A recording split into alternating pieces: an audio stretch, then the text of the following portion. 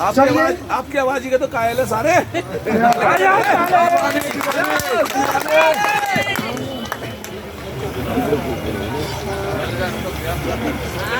जैसे आप सब लोगों ने मेहनत करी, मेरे से ज़्यादा आप लोगों ने सुन लिया होगा बैठे बैठे।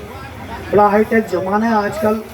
कैबिनेट कहाँ होती है, डिसीजन कहाँ लिए जाते हैं, सुनाई कहाँ जाते हैं, क्या उसका प्रतिफल निकलता है, क्या नहीं होता है, बहुत आसानी से आज की डेट में। जब से ये छोटा सा, मैंने बात करने से पहले क्यों देखा ये, इसलिए तो देखा, जब से ये हम सब के हाथों में है तो हम बहुत इजीली और आसान तरीके से हर चीज़ को, हर बात को मैसेज कन्वे कर देते हैं। और जो चीज़ हमें सुनाई न दे रही हो वो दिखाई देती है, और जो दिखाई न दे रही हो सुनाई देती है। बहुत सारी चीज़ें ऐसी होती हैं कि जो न चाहते हुए भी दिख जाती हैं। पर चलिए बहरहाल, जैसे सरकार ने हम सब से बात करने का उद्देश्य बनाया था आज, सरकार मिली। सरकार कौन होता है? जो हमारे इस प्रदेश की मुखिया है उसे सरकार कहते हैं, और जो हमारे शासन को चला रहे हैं उसको कहते हैं प्रशासन। जहाँ तक मैं जानता हूँ, सरकार से मुलाकात हुई, प्रशासन ने हमारी पैरवी करी, पर लेकिन प्रशासन उसे उस स्तर पर नहीं रख पाई। इसलिए मैं एक चीज़ और कहूँगा आप सबसे, जितने आप सब लोग जुटे हैं ना अभी, इसी दुगनी संख्या में बने रहना। इस बार का नेतृत्व ना बड़े भाई गोदियाल जी के हाथों में है। जो संघर्ष करो, हम तुम्हारे साथ हैं। पानी नहीं पिया ना 4-5 घंटे से, कभी कुछ गचके भी पड़ी तो उससे दिक्कत हो जाती। वो ये नहीं देखते हैं, कई चीजों पे मैं घबरा जाता हूँ, बेसिक मैं भी नहीं घबराता हूँ, पर उन्होंने जब बात समझ नहीं आई ना उनकी, और नहीं लगा कि ये आपके लिए सही है, तो उन्होंने उस पटल पे विरोध किया, जहां मुझे लगता है शायद आज तक किसी संगठन ने नहीं किया होगा। और उन नौकरशाहों के हाथ पैर खींचे, उनके कोट के कपड़े खींचे कि जो आज तक कभी कोई कर नहीं सकता है। और वो सब सीएम कार्यालय के अंदर, उनकी लिफ्ट के अंदर, मैंने खुद प्रत्यक्ष प्रमाण उस चीज का। अगर शायद हम 4 लोग होते, हम चारों भी अगर बैठ जाते तो शायद आज गोदियाल जी अकेला धरना दे रहे होते विधान उसके सचिवालय के अंदर। और आज पूरे सचिवालय ने, मुझे खुशी है इस बात की,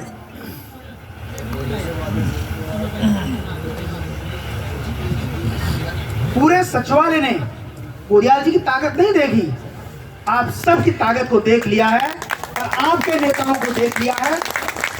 एक बार नहीं 100 बार बात करवाने का और वार्ता करने की हिम्मत रखते हैं।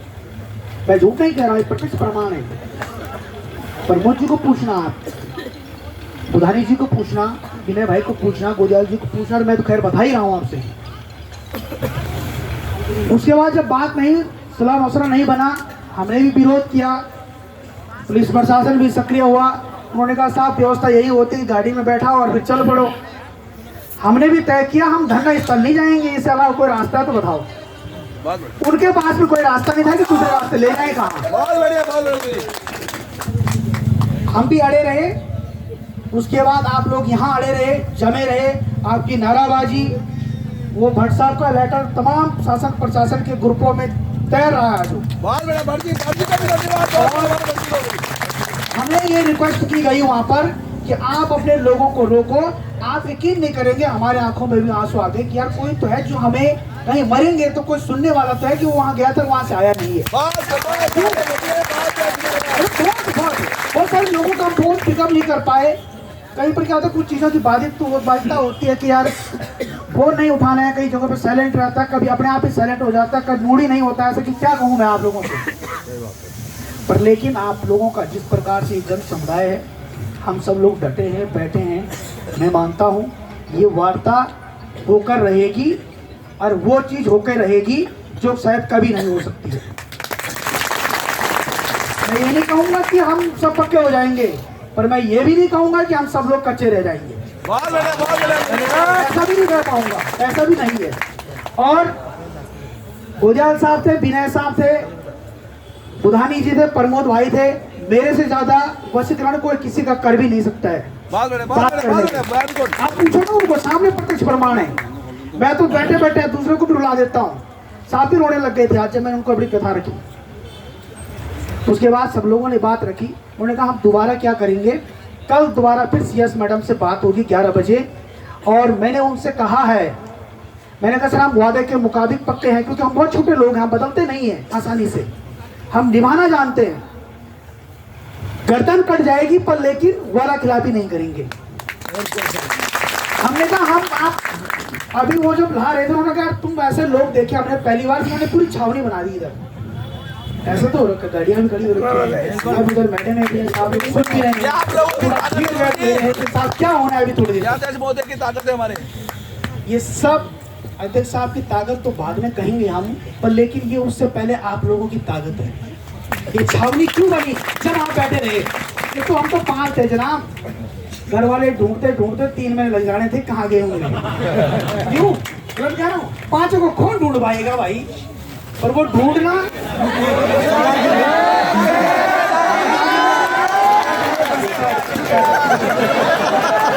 सरकार गिर गई, सरकार गिर गई।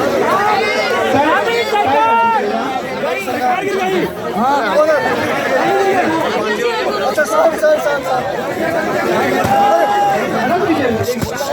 बात क्लियर करने दीजिएगा, निवास को भी जाना है। बात क्लियर कर लेते हैं। आप लोग जो चाहेंगे वो अभी तक भी हुआ है, आप लोग जो चाहेंगे वो आगे भी होगा, आप लोग जो चाहेंगे वो अभी भी हो सकता है, ये आप पर डिपेंड करता है। पर लेकिन मैं जैसे आपको बताया, पूरी वार्ता हुई, पूरी घटनाक्रम आपने सुन लिया होगा।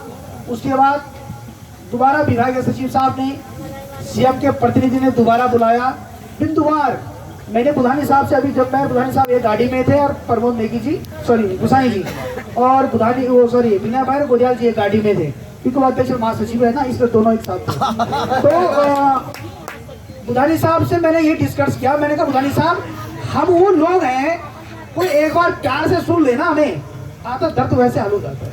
वेरी गुड, रियल में सच्चाई है, सही बात बोली आपने। कहीं पर कोई आधा हमें सुन लेना तो आधा मर्ज तो उस दर्द का मर्ज वहीं खत्म हो जाता है कि साहब इसने सुन तो लिया, होना तो देखी जाएगी। बड़ा अच्छा लगा, बिंदुवार चर्चा भी हुई है, सारे बिंदुओं पे डिस्कस हुआ, सारी व्यवस्था बनने के लिए तैयार हुआ। साहब से जब विशेष अनुरोध किया गया, मैंने कहा साहब उठेंगे तो ऐसे नहीं,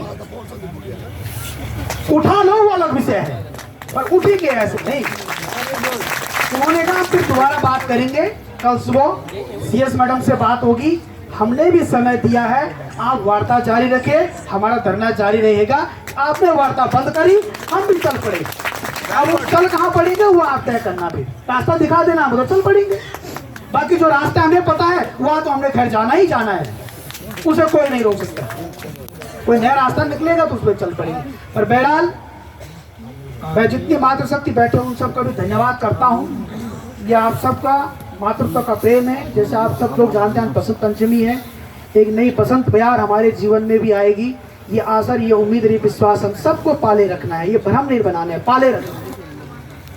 और निश्चित तौर पर अंधेरा हुआ है ना, अभी सुबह देखना भी क्या होता है, होगा। हर अंधेरे का अंत भी है, उजाला भी आता है। बहुत बड़े बच्चे, कोई ऐसी रात नहीं है कि सूरज न निकला हो, समय आगे पीछे हो सकता है। वो कब होगा, कब होगा वो जब अमावस्या की रात होती है। वो अमावस्या की रात कैसे होती है, जैसे हमारी परिस्थिति है। हमारे लिए तो हर दिन यहाँ बैठे अमावस्या है ना, हम तो प्रतीक्षा में अभी सूरज निकले, अंधेरा छटे, और वो नहीं कहेंगे क्या खिले, वो हम खिलाएंगे। वेरी गुड, बहुत बड़े बड़ी है ना। पर बेटा हम सब लोग इसी प्रकार से जुड़े रहें, व्यवस्थित रहें। कल हमारी दोबारा बात होगी और भारी मात्रा में हमें एकत्रित रहना है। मैं विश्वास दिला दूं, मैंने प्रैक्टिकली इस चीज को देख रहा हूं। मानव जाति की जो ताकत होती है ना साहब, वो ताकत किसी चीज में नहीं होती है, वो एटम बम में भी नहीं है। एटम बम तो एक लिमिटेशन है, एक कमांड दी गई है उसे, उसके अंदर एक बारूद, एक जनरेट किया हुई कोई चीज है, इतना फटेगा, इतना नुकसान करेगा। पर मानव जनजाति का विस्फोटक होगा तो वो क्या अताहत मचा देगा, ये बोल के आया हूं मैं आज। मैंने कहा कल्पना नहीं कर सकते, ये मानव आपदा है कि प्राकृतिक आपदा, तो लिमिटेशन है। ये सोचेंगे हम कि बारिश हो रही थी, कोई पुस्ता ढह गया, पर ये बिना बारिश के भी बरसने को तैयार बैठे हुए। यार आपने समझना है, इसी परफेक्ट को तैयार हुए हैं और बेहतर दिशा में हम लोग चलेंगे। किसी भी विषय को छोड़ा नहीं गया। आज वर्तमान में जो ताजा उदाहरण है हमारे आयुर्वेदिक विश्वविद्यालय का, उसके बारे में हम शुरुआत ही वहीं से करते हैं, क्योंकि हमें एक आधार मिला हुआ है कि साहब ये ज्वलंत मुद्दा है जो चल रहा है दिन प्रतिदिन, इसको तो बुझाओ पहले। वहीं से शुरुआत होती है, तब वो आगे बढ़ता है मैटर। वो भी निराश ना हो, सबके लिए सारे, चाहे हमारे प्रयोगशाला के भाई बंद हो, चाहे वो हमारे सुश्रा तिवारी के लोग सुन रहे हो जो उनका वेतन का संबंधी प्रकरण है, चाहे वो मृतक आश्रित से संबंधित हो, चाहे वो उचित मुआवजा देना हो। 9 बिंदु हमारे उसमें है। वाहन चालक का है, जो वाहन चालक भाई लोग आज सोचते हैं इनके साथ नहीं जाना है, उनसे बोलिए अगर आपके दाएं बाएं कहीं हो, उनकी बहुत चिंता है हमें, हम कर रहे हैं। और सबसे बड़ा एक उदाहरण हमने आज ये पेश किया,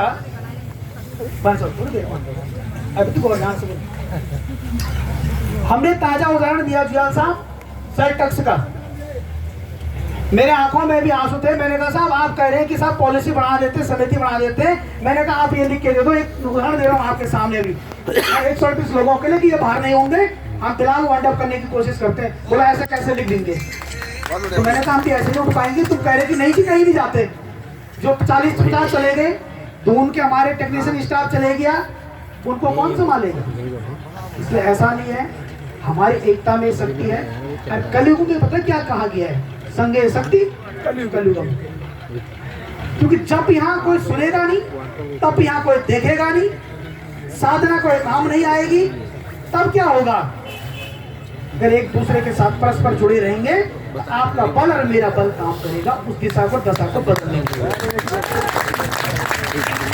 इसलिए जितने मार्गदर्शक के बैठी हैं, कल बहुत बड़ी तरीके से और बड़ी संख्या में आना है। और कल हमने 11 साढ़े 11 बजे का समय दिया है। आप लोग कोई भी मन में ये बहम ना पाले, मैं बहम कह रहा हूं,